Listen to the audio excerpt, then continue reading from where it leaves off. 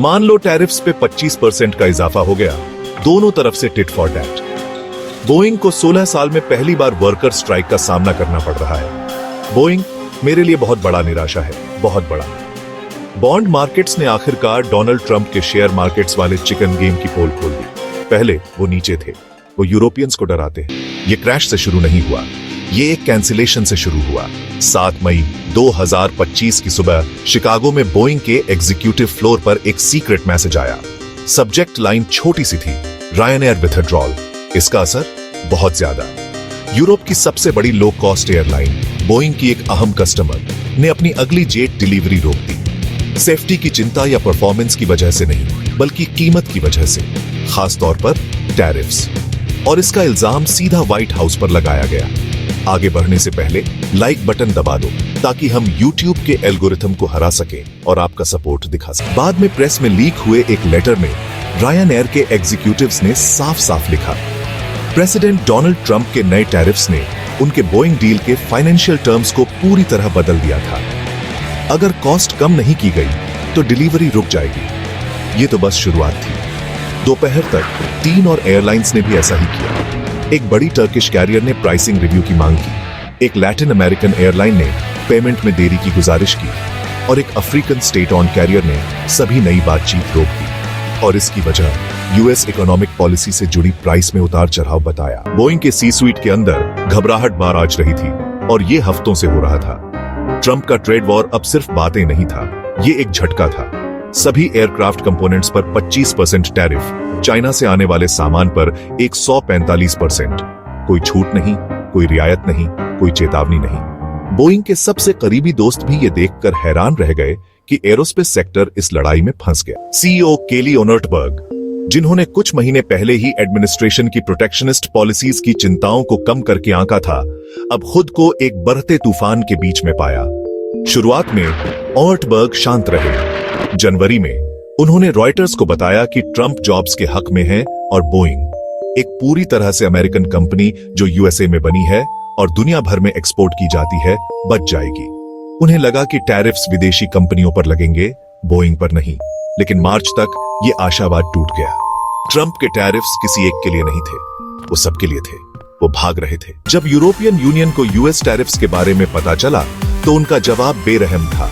EU ने $100 billion की बदले की लिस्ट जारी की और बोइंग के पैसेंजर जेट्स सबसे ऊपर थे। सिविल एयरक्राफ्ट, जो अपनी स्ट्रेटेजिक इंपॉर्टेंस की वजह से कभी छेड़े नहीं जाते थे, अब निशाना बन गए थे। आगे बढ़ने से पहले सब्सक्राइब बटन दबा दो ताकि चैनल को सपोर्ट मिल सके। बोइंग के सीईओ केली ओनर्टबर्ग ने एक सेकंड भी बर्बाद नहीं किया। उन्होंने एक इमरजेंसी बोर्ड मीटिंग बुलाई और कांग्रेस से एक्सेम्पशन के लिए काम शुरू कर दिया। उन्होंने सांसदों को चेतावनी दी कि ईयू के टैरिफ्स की वजह से साल के अंत तक बोइंग को $3 बिलियन से ज्यादा के ऑन ऑर्डर का नुकसान हो सकता है। लेकिन बोइंग अकेली नहीं थी जो चेतावनी दे रही थी। United Airlines, FedEx, Alaska Airlines, हर बड़ी यूएस कैरियर कैपिटल हिल पर मदद की गुहार लगा रही थी। अगर बोइंग को यूरोप में ज्यादा टैक्स देना पड़ा तो जेट की कीमतें आसमान छू जाएंगी। इसका मतलब था महंगे टिकट, बढ़ते कार्गो रेट्स और एक खतरनाक बदलाव। एयरलाइंस एयरबस की तरफ जा सकती है। असली खतरा सिर्फ टैरिफ्स नहीं था, बल्कि मार्केट शेयर खोना था। इस बीच बोइंग की सप्लाई चेन टूटने लगी। लैंडिंग गियर असेंबली पर 25% टैरिफ लगने के बाद छोटे कनेडियन सप्लायर्स ने शिपिंग बंद कर दी। एक जर्मन एवियोनिक्स कंपनी ने टैरिफ रूल्स पर सफाई का इंतजार करते हुए प्रोडक्शन रोक दिया।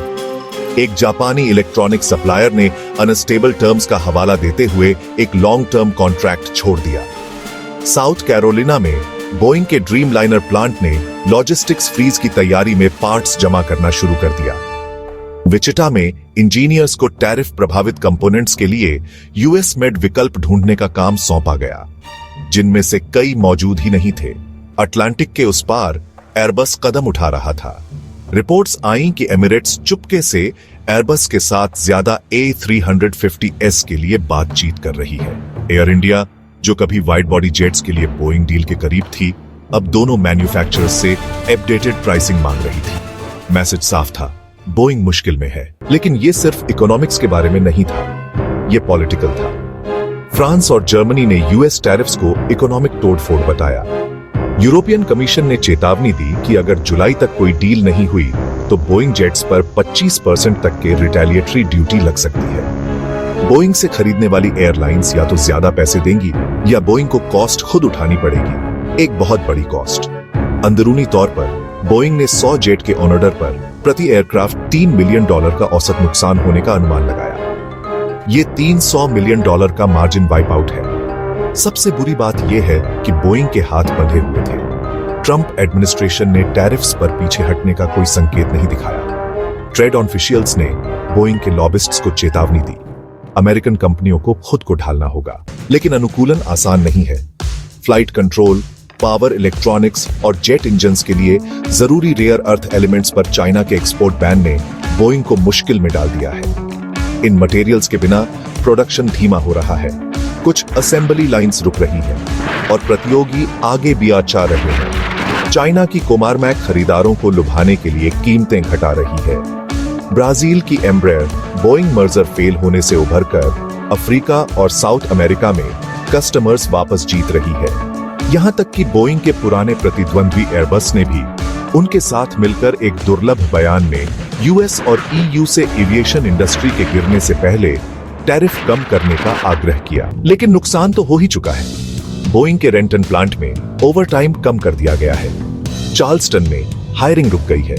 सप्लायर्स कैंसिल हुए कॉन्ट्रैक्ट्स से परेशान हैं। एक सप्लायर ने ब्लूमबर्ग को बताया, हम 30 साल से बोइंग के साथ हैं, लेकिन अगर ये जारी रहा तो हम खत्म हो जाएंगे। बोइंग के सी स्वीट के अंदर तनाव भी आचा रहा है। कुछ एग्जीक्यूटिव्स डील्स बचाने के लिए कीमतें कम करने पर जोर दे रहे हैं, दूसरे टैरिफ एक्सेम्पशन की मांग कर रहे हैं। सीईओ केली ओनर्टबर्ग बीच में फंसे हुए हैं। शेयर होल्डर वैल्यू और पॉलिटिकल तूफान के बीच संतुलन बनाने की कोशिश कर रहे हैं। कांग्रेस मदद नहीं कर रही है। सिविल एयरक्राफ्ट को टैरिफ से मुक्त करने वाला एक सीनेट बिल 3 वोटों से गिर गया। मैन्युफैक्चरिंग स्टेट्स के हाउस रिपब्लिकन्स ने ट्रंप से एरोस्पेस ड्यूटी हटाने की भीख मांगी। व्हाइट हाउस ने पलटवार किया। अगर कांग्रेस ने दखल दिया तो टैरिफ 2 गुना करने की धमकी दी। 7 मई 2025 तक तनाव बहुत ज्यादा हो गया। रायन एयर ने 3 डिलीवरी पूरी तरह रद्द कर दी। डेल्टा ने अपने 2026 के ऑर्डर रोक दिए। लुफ्थांसा ने संकेत दिया कि वो वाइड बॉडी खरीदों को तब तक रोक रही है जब तक टैरिफ का मामला सुलझ नहीं जाता। ये सिर्फ एक पॉलिसी डिबेट नहीं है, ये एक कमर्शियल डिजास्टर है। एक प्राइवेट इन्वेस्टर मीटिंग में बोइंग के सीएफओ ने माना कि अगर टैरिफ 2025 तक जारी रहे तो रेवेन्यू 10% गिर सकता है। अगर चाइना आगे और बदला लेता है तो नुकसान 2 गुना हो सकता है। एक बोर्ड मेंबर ने कथित तौर पर कहा, हमें एक पॉलिटिकल पॉइंट के लिए कुर्बान किया जा रहा है। उस पॉइंट की कीमत नौकरियां चुका रही है, छंटनी फैल रही है। एक टेक्सास विंग मैन्युफैक्चरर ने 100 वर्कर्स को निकाल दिया। एक एरिजोना केबल सप्लायर अस्थायी रूप से बंद हो गया। एक मिसौरी मेटल फैब्रिकेटर ने 2 शिफ्ट कम कर दी। इंडस्ट्री खून बह रही है। फिर भी ट्रंप एक प्रेस कॉन्फ्रेंस में यह घोषणा करते हुए दृढ़ हैं, हम अमेरिकी आसमान की रक्षा कर रहे हैं। अगर बोइंग खुद को नहीं ढाल सकता तो कोई और करेगा। वो कोई और एयरबस हो सकता है या उससे भी बदतर कोमारमैक। जैसे जैसे बोइंग लड़खड़ाता है, ग्राहकों को स्थिरता की लालसा होती है। इस टैरिफ वॉर में बोइंग की स्थिति कमजोर हो रही है।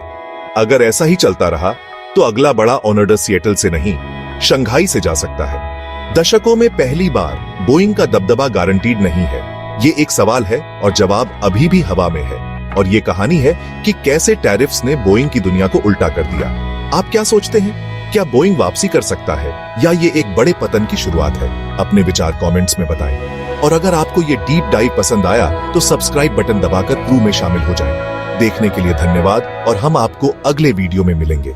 मजा आया?